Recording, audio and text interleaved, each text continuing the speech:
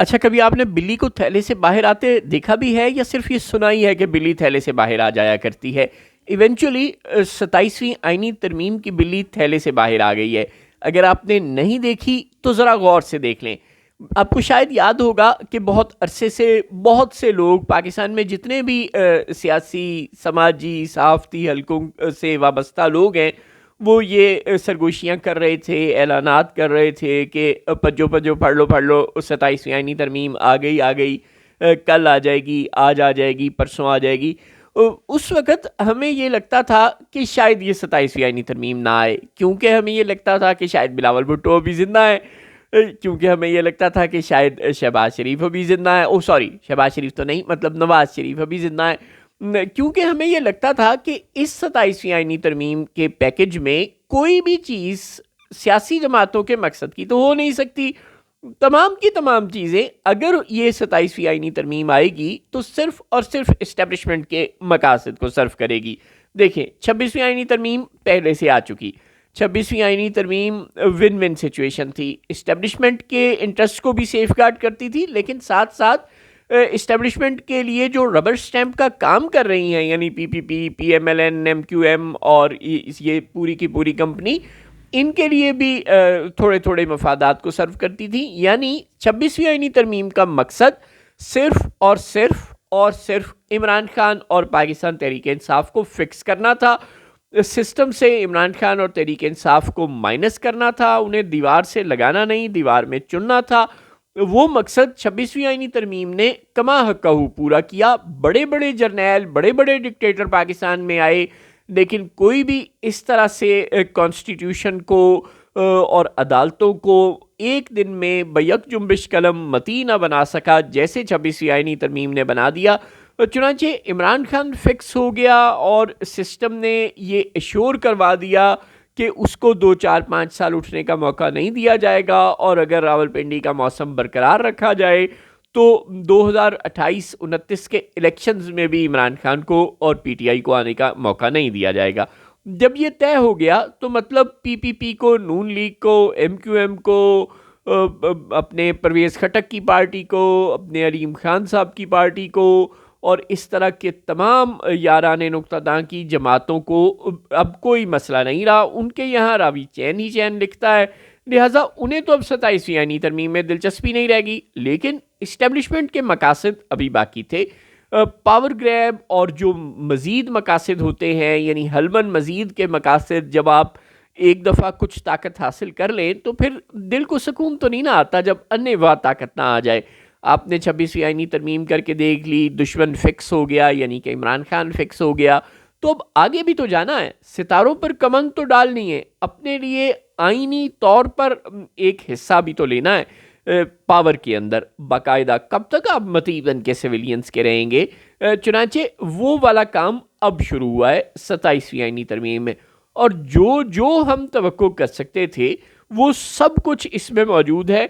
बस नहीं है तो एक चीज़ नहीं है, सोचें क्या? कुछ याद आ रहा है? 33 सूबे, 12 सूबे, 8 सूबे, 17 सूबे, ये कहानी नहीं है जो बिलावल भुट्टो साहब ने बताया। पता नहीं आखिर में 27वीं आईनी तरमीम का कोई मुसवदा कहीं से छलांग मार कर आ जाए और उसमें ये बात भी आ जाए। लेकिन जो जब से बिलावल भुट्टो ने ये ट्वीट किया है, अगरचे अभी इस बात को कोई 4 घंटे भी नहीं गुजरे, लेकिन पूरे पाकिस्तान में शोर तो मच ही चुका है कि ये है और इसमें ये फ़वाइद हैं, ये नुकसानात हैं, इस्टेब्लिशमेंट ये हासिल करना चाह रही है। लेकिन जो नहीं हासिल करना चाह रही थी, सोचा वो आपको ज़रूर याद दिला दें। वो है 33 सूबे, 12 सूबे, 8 सूबे, 17 सूबे।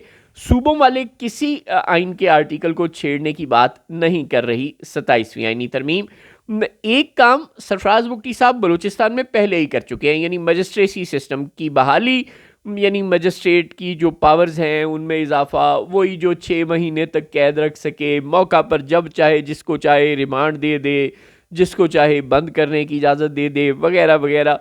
वो जो मजिस्ट्रेटी निज़ाम है वो बलूचिस्तान में तो पहले ही बहाल हो चुका और पंजाब, सिंध, खैबर पख्तूनख्वा में नहीं हुआ। अब उसे आइन में तरमीम करके लाने की बात की जा रही है। जो कॉन्स्टिट्यूशनल कोर्ट है वो तो हमें पहले ही पता था कि फजलुर रहमान साहब की मेहरबानी की वजह से नहीं आया, हम सब जानते हैं। चुनांचे अब जो आईनी बेंच है उसने चूंकि अपनी तमाम खिदमात बहक्कहू अंजाम दी हैं और 30 नवंबर को अमीनुद्दीन खान साहब यानी कि इज्जत माब आईनी बेंच के सरबरा यानी supreme court with in supreme court के सरबरा यानी कि पैरेलल सुप्रीम कोर्ट के सरबरा यानी कि नाम नहाद या कागजी सरबरा जस्टिस याहिया अफरीदी के ऊपर मौजूद असली सरबरा जस्टिस अमीनुद्दीन खान 30 नवंबर को रिटायर हो सकते हैं और पाकिस्तान एक अजीम तरीन आइनी दिमाग से महरूम हो सकता है। चुनांचे ऐसी महरूमी से कौम को बचाने के लिए जस्टिस अमीनुद्दीन खान को रेस्क्यू करने के लिए और उनको मज़ीद एलिवेट करने के लिए एक आइनी अदालत प्रपोज की जा रही है। 27वीं आइनी तरमीम 30 नवंबर से पहले अप्रूव हो जाएगी क्योंकि बिलावल भुट्टो को हुक्म दिया गया है कि उजरत में सेंट्रल एग्जेक्टिव कमेटी का इजलास बुलाओ। चुनांचे उन्होंने सिर्फ जरदारी साहब के जिस दिन वापसी है 6 नवंबर को उसी दिन सेंट्रल एग्जेक्टिव कमेटी का पीपल्स पार्टी का इजलास बुला लिया है।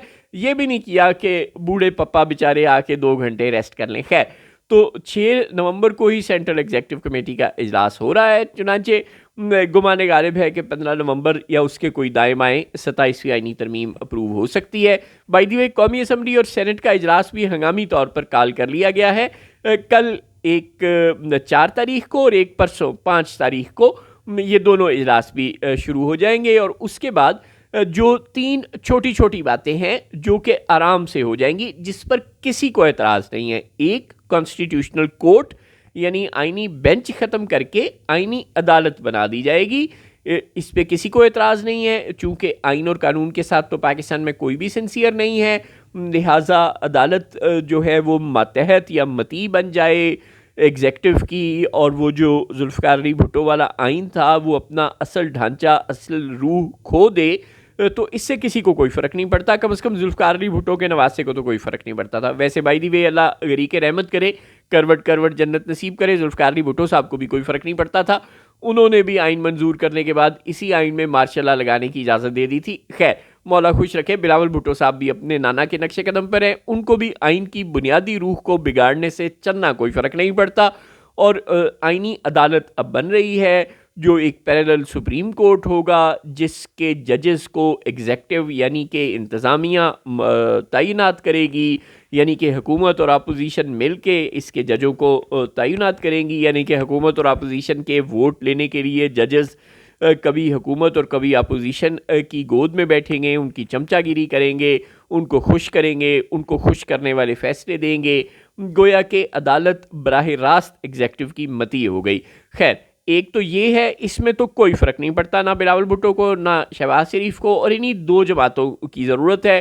अब 2 तिहाई अक्सरियत के लिए और तो किसी की ज़रूरत नहीं है। MQM और जो इस्तेकाम पाकिस्तान पार्टी है उनका भी वोट मिल जाएगा, जाहिर है वो तो मैटर ही नहीं करते। चुनांचे ये आइनी अदालत का भी कोई मसला नहीं, ये भी फ़ौरन हो जाएगा। मजिस्ट्रेसी निज़ाम भी आसानी बहाल हो जाएगा। यूँ जो जजेस का ट्रांसफ़र का मामला है वो उसके मुतालिक भी ये सोच थी कि शायद बिलावल भुट्टो के अंदर कोई रूह जमहूरियत जाग जाए, लेकिन इसके भी कोई चांस नहीं है। चुनांचे जो जजों की कॉन्सेंट का मामला है, जजेस ट्रांसफ़र में अब एक ही ग्लिच रह गई है कि अपनी मर्ज़ी के जजेस आप ले तो आए लाहौर हाई कोर्ट से, बलूचिस्तान हाई कोर्ट से, और एक मलबूबा आपने सुप्रीम कोर्ट में भी बना लिया, कोर्ट पैकिंग भी आप कर चुके और तमाम हाई कोर्ट्स में अपनी मर्ज़ी के चीफ जस्टिस भी तैनात कर दिए। लेकिन अब मसला ये है कि जो नापसंदीदा जजेस हैं, यानी कि वही 5 जजेस, 6 थे, ज़ाहिर है याद है हमें, 6 थे, 5 रह गए। अरबाब ताहिर मौला खुश रखे वो प्यारे हो गए याराने नुक्ता दांग को, तो पीछे रह गए 5 जजेस, यानी जस्टिस जहांगीरी और जस्टिस सुमन रिफत इम्तियाज़, जस्टिस बाबर सत्तार और जस्टिस सरदार एजाज इसहाक और ये 1-2 और जो जजेस, अगर मैं उनके नाम भूल रहा हूँ। बहरहाल ये 5 जजेस अब रह गए हैं। इन 5 जजेस को किसी तरह फिक्स करना है। इनका एक ही हल है, ये बगावत से बाज नहीं आ रहे, ये हक सच आइन कानून इंसाफ ये इन बातों को नहीं भूल रहे। इनको बहुत समझाया है कि या ये रिज़ाइन देकर चले जाएं या ये किसी तरह ब्लैकमेल हो जाएं। इनके कमरों तक में, बेडरूम्स तक में कैमरे लगा के देख लिए, इनके रिश्तेदार अगवा करके देख लिए, सब कुछ करके देख लिया, लेकिन ये मती होने को तैयार नहीं। इनकी जाली डिग्रियां जाली करार दे दी, लेकिन ये किसी तरह झुकने को तैयार नहीं, लिहाजा इनका भी एक ही राज है कि इन्हें मुख्तलिफ हाई कोर्ट्स में ट्रांसफ़र करके इनकी पावर को तोड़ दिया जाए। दो जजों को, एक जज को लाहौर हाई कोर्ट, एक को बलूचिस्तान हाई कोर्ट, एक को पेशावर हाई कोर्ट, एक को सिंध हाई कोर्ट भेज दिया जाए। एक आधा कोई इस्लामाबाद हाई कोर्ट में बच भी गया तो खैर है, अल्लाह अल्लाह खैर सल्ला। वो जो अपने सीनियर मोस्ट जज हैं, जिनका इस वक्त मुझे नाम नहीं याद आ रहा शदीद कोशिश के बावजूद, वो ज़ाहिर है वैसे भी रिटायर होने वाले हैं, मैं अल्लाह अल्लाह खैर सल्ला। तो वो अगर 2-4 महीने रह भी जाएंगे इस्लामाबाद हाई कोर्ट में तो खैर है, वो बैठे रहें। बाकी जो चारों हैं, बाबर सत्तार, सुमन रिफत इम्तियाज़, एजाज इसहाक और जहांगीरी साहब, इन चारों को तो एक एक हाई कोर्ट में भेजें ना, ये मसला तो हल हो। चुनांचे ये मसाइल बहुत आसानी से हल कर लिए जाएंगे। अब जजेस की ट्रांसफ़र का मसला भी हल हो जाएगा। यूं अदालतों को मुकम्मल तौर पर एग्जेक्टिव के यानी कि इस्टेब्लिशमेंट के मातहत बनाने में किसी को कोई एतराज़ नहीं है। ये तीनों तरामीम तो आप देखेंगे फट से मंजूर हो जाएगी। मैच अगर कहीं फंसा और अगर कहीं बिलावल भुट्टो ने कहा कि ये तो बहुत बड़ी डिमांड है, इसका तो एक ही तरह पूरी हो सकती है कि मुझे वज़ीर आज़म बना दिया जाए, वो इसके बाद वाली तरामीम में फंसेगा। मगर अदालतों को मती बनाने तक किसी किस्म का कोई एतराज़ पीपल्स पार्टी को, नून लीग को, किसी को नहीं होगा और ये तीनों तरामीम दस्ती मंजूर हो जाएंगी।